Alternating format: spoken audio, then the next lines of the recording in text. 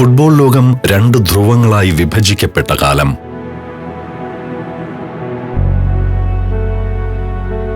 ലോക ഫുട്ബോളിന്റെ അധിപനാര് എന്ന ചോദ്യത്തിനുത്തരമായി രണ്ട് പേരുകൾ ഒരേ സമയം ഉയർന്നു കേട്ടു. ഒരു വശത്ത് തന്റെ വേഗത കൊണ്ട് അത്ഭുതം സൃഷ്ടിക്കുന്ന ഒരു കൊച്ചു മനുഷ്യൻ, കാറ്റിൽ പറക്കുന്ന ലാഘവത്തോടെ എതിരാളികളെ വെട്ടിച്ചു മുന്നേറുന്ന തന്റെ അസാമാന്യമായ ഡ്രിബ്ലിംഗ് കരുത്തുകൊണ്ട് പ്രതിരോധ കോട്ടയിൽ വിള്ളലുകൾ വീഴ്ത്തുന്ന ലയണൽ മെസ്സി. മൈതാനത്തെ ഓരോ പുൽപ്പരപ്പിനെയും തന്റെ വിരൽത്തുമ്പിലെന്ന പോലെ നിയന്ത്രിക്കുന്ന ആ മനോഹരമായ കളിശൈലി ലോകത്തെ വിസ്മയിപ്പിച്ചുകൊണ്ടിരുന്നു. മറുവശത്ത് കഠിനാധ്വാനത്തിന്റെ പര്യായമായി മാറിയ ഒരു പോരാളി, വെടിയുണ്ട കണക്കെയുള്ള വേഗതയും വായുവിൽ ഉയർന്നു ചാടാനുള്ള കായിക ബലവും കൊണ്ട് എതിരാളികളെ നിഷ്പ്രഭമാക്കുന്ന ക്രിസ്ത്യാനോ റൊണാൾഡോ.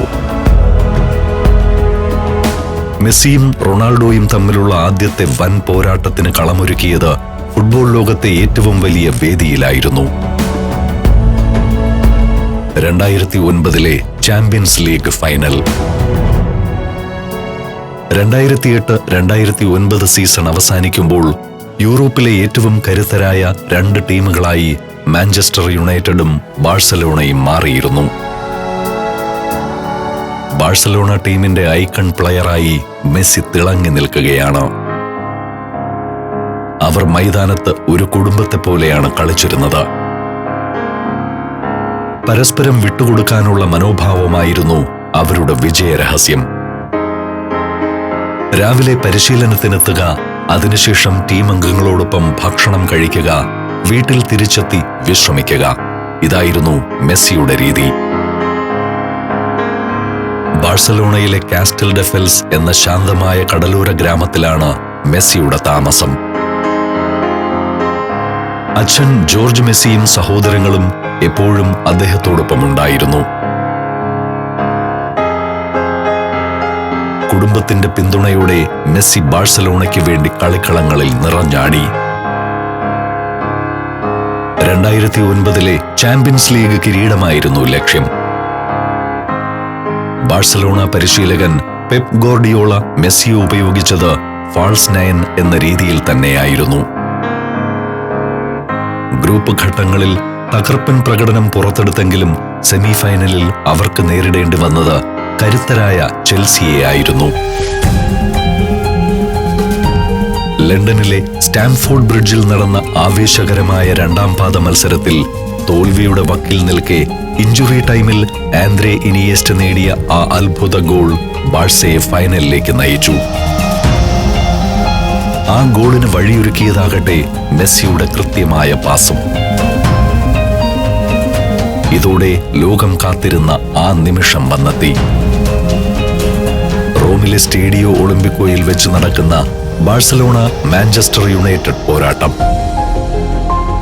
മെസ്സി റൊണാൾഡോ പോരാട്ടത്തിനായി ആരാധകർ കാത്തിരിക്കുകയായിരുന്നു ഇത്രകാലം. ഫൈനലിന് മുമ്പ് പെപ് ഗോർഡിയോള മെസ്സിയോട് പറഞ്ഞു, എനിക്ക് നിന്നെ വിങ്ങിൽ ആവശ്യമില്ല, നീ മധ്യഭാഗത്ത് നിൽക്കുക, അവിടെ പന്ത് നിന്നെ തേടി വരും,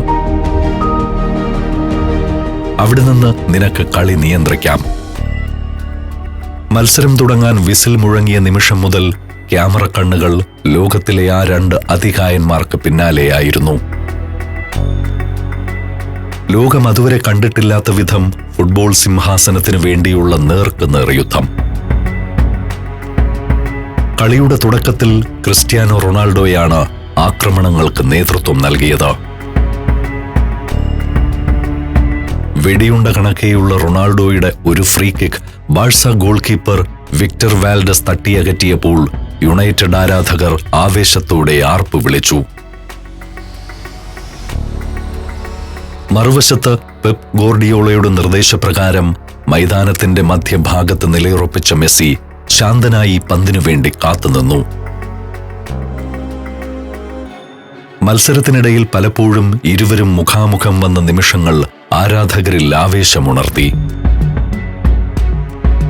റൊണാൾഡോ പന്തുമായി ബാഴ്സയുടെ ബോക്സിലേക്ക് ഇരച്ചു കയറിയപ്പോൾ മെസ്സി തന്റെ മാന്ത്രിക ഡ്രിബ്ലിംഗിലൂടെ യുണൈറ്റഡ് പ്രതിരോധത്തെ കീറിമുറിച്ചു. തന്റെ ശാരീരിക കരുത്തും വേഗതയും കൊണ്ട് കളി ജയിക്കാനാണ് റൊണാൾഡോയുടെ ശ്രമം. 10-ാം മിനിറ്റിൽ സാമുവൽ എറ്റു നേടിയ ഗോളിലൂടെ ബാഴ്സ മുന്നിലെത്തിയതോടെ കളിയിലെ ആവേശം ഇരട്ടിയായി. സമനില പിടിക്കാൻ റൊണാൾഡോ കിണഞ്ഞു പരിശ്രമിച്ചുകൊണ്ടിരുന്നു. അദ്ദേഹത്തിന്റെ ഓരോ മുന്നേറ്റവും ബാഴ്സലോണയുടെ പ്രതിരോധ നിര തടഞ്ഞു.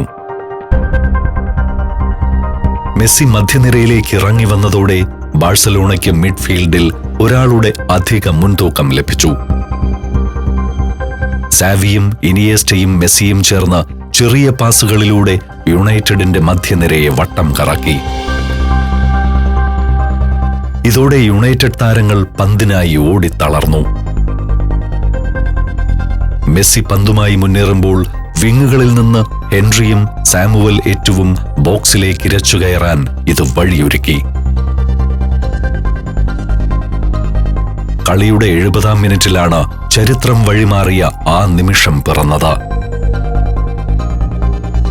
സാവി ഫെർണാണ്ടസ് ബോക്സിലേക്ക് ഉയർത്തി നൽകിയ പന്തിനായി ഉയരം കുറവായ ആ കൊച്ചു മനുഷ്യൻ വായുവിൽ അസാമാന്യമായി ഉയർന്നു ചാടി.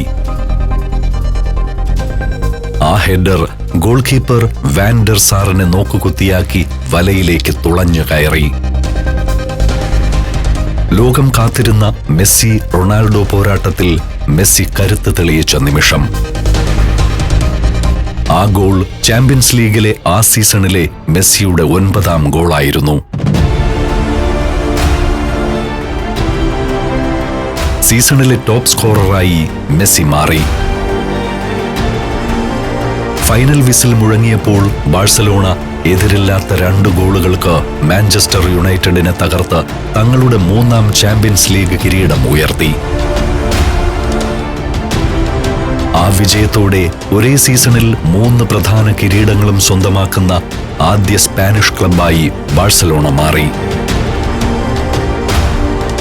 ഈ വിജയം വെറുമൊരു കിരീട നേട്ടം മാത്രമായിരുന്നില്ല,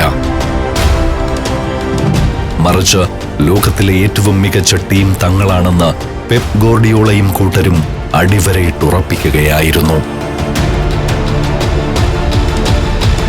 Alaska, Romania, Austria, Slovakia, Phuket 5 രാജ്യങ്ങളിൽ നിന്നുള്ള അപൂർവ സുന്ദരമായ അനേകം കാഴ്ചകൾ ഫുൾ HD-യിലുള്ള ഈ അപൂർവ ദൃശ്യയാത്രാ വിവരണ ശേഖരം സ്വന്തമാക്കാൻ 99544422 എന്ന നമ്പറിലേക്ക് സഞ്ചാരം എന്ന് SMS ചെയ്യൂ. 2009 മെസ്സിക്ക് വെറുമൊരു വിജയവർഷമായിരുന്നില്ല. ലോകം മെസ്സിയെ ഒരു അത്ഭുത പ്രതിഭയായി അംഗീകരിച്ച വർഷം കൂടിയാണ്. 2009 ചാമ്പ്യൻസ് ലീഗ് വിജയത്തിന് പിന്നാലെ മെസ്സിയെയും ബാഴ്സലോണയെയും കാത്തിരുന്നത് ചരിത്രത്തിൽ സമാനതകളില്ലാത്ത നേട്ടങ്ങളായിരുന്നു. ഓഗസ്റ്റിൽ നടന്ന യൂറോപ്യൻ സൂപ്പർ കപ്പിലും സ്പാനിഷ് സൂപ്പർ കപ്പിലും ബാഴ്സലോണ മുത്തമിട്ടു.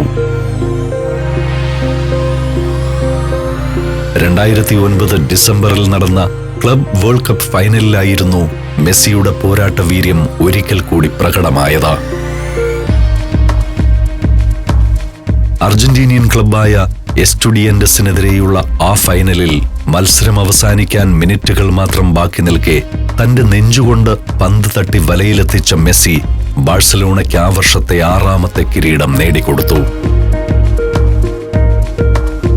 ഒരു കലണ്ടർ വർഷത്തിൽ 6 കിരീടങ്ങൾ നേടുന്ന ചരിത്രത്തിലെ ആദ്യ ടീമായി ബാഴ്സലോണ മാറിയപ്പോൾ വിജയശില്പിയായി മെസ്സി നെഞ്ചുവിരിച്ച് നിൽപ്പുണ്ടായിരുന്നു. ഇതോടെ ഫുട്ബോൾ ലോകത്ത് അന്നുവരെ ആർക്കും സാധ്യമാകാത്ത സെക്സ്റ്റപ്പിൾ എന്ന അപൂർവ നേട്ടം ബാഴ്സലോണ സ്വന്തമാക്കി. 6 കിരീട വിജയങ്ങൾ, അതിൽ 6ലും മെസ്സിയുടെ സ്വാധീനം വ്യക്തമായിരുന്നു. ഓരോ നിർണായക ഘട്ടത്തിലും ടീമിനെ വിജയത്തിലേക്ക് നയിക്കാൻ മെസ്സി എന്ന 22-കാരന് സാധിച്ചു. കേവലം ഗോളുകൾ നേടുന്നതിലുപരി കളിമെനയാനും സഹതാരങ്ങൾക്കായി അവസരങ്ങൾ സൃഷ്ടിക്കാനും കാണിച്ച മികവ് അദ്ദേഹത്തെ മറ്റ് താരങ്ങളിൽ നിന്ന് വ്യത്യസ്തനാക്കി. സ്പോർട്സ് മാഗസിനുകളും കായിക ചാനലുകളും മെസ്സിയെക്കുറിച്ച് വാർത്തകൾ നിരന്തരമായി നൽകിക്കൊണ്ടിരുന്നു. ഓരോ വർഷവും ലോകത്തിലെ ഏറ്റവും മികച്ച ഫുട്ബോൾ താരം ആരാണെന്നറിയാൻ ആരാധകർ ആകാംക്ഷയോടെ കാത്തിരിക്കാറുണ്ട്. 2009 ആ കാത്തിരിപ്പിന് വിരാമമിട്ടുകൊണ്ട് ഫ്രാൻസ് ഫുട്ബോൾ മാഗസിൻ ജേതാവിനെ പ്രഖ്യാപിച്ചു. റെക്കോർഡ് പോയിന്റുകളോടെ ലയണൽ മെസ്സി തന്നെയായിരുന്നു ലോകത്തിലെ ഏറ്റവും മികച്ച താരം. വെറുമൊരു വിജയമായിരുന്നില്ല അത്. വോട്ടെടുപ്പിൽ പങ്കെടുത്തവരിൽ ഭൂരിഭാഗം പേരും മെസ്സിയെ തെരഞ്ഞെടുത്തു. 480-ൽ 473 പോയിന്റും നേടി അന്നുവരെയുള്ള ബാലൻ ഡിയോർ ചരിത്രത്തിലെ ഏറ്റവും ഉയർന്ന ശതമാനം വോട്ടുകൾ മെസ്സി സ്വന്തമാക്കി. രണ്ടാം സ്ഥാനത്തുള്ള ക്രിസ്ത്യാനോ റൊണാൾഡോയേക്കാൾ 240 പോയിന്റുകൾ അധികം നേടിയായിരുന്നു മെസ്സിയുടെ ഈ കിരീടധാരണം. മെസ്സിയും റൊണാൾഡോയും തമ്മിലുള്ള പോരാട്ടം കടുത്തതായിരിക്കുമെന്ന് കരുതിയെങ്കിലും ആ വർഷം മെസ്സി എത്രത്തോളം മുന്നിലായിരുന്നു എന്ന് ഈ പോയിന്റ് വ്യത്യാസം തെളിയിച്ചു. പാരീസിൽ വെച്ച് നടന്ന ആ ചടങ്ങ് കേവലമൊരു അവാർഡ് ദാനം മാത്രമായിരുന്നില്ല. അടുത്ത 1.5 പതിറ്റാണ്ടുകാലം ലോക ഫുട്ബോൾ അടക്കി ഭരിക്കാൻ പോകുന്ന മെസ്സി യുഗം ഔദ്യോഗികമായി അവിടെ തുടങ്ങുകയായിരുന്നു.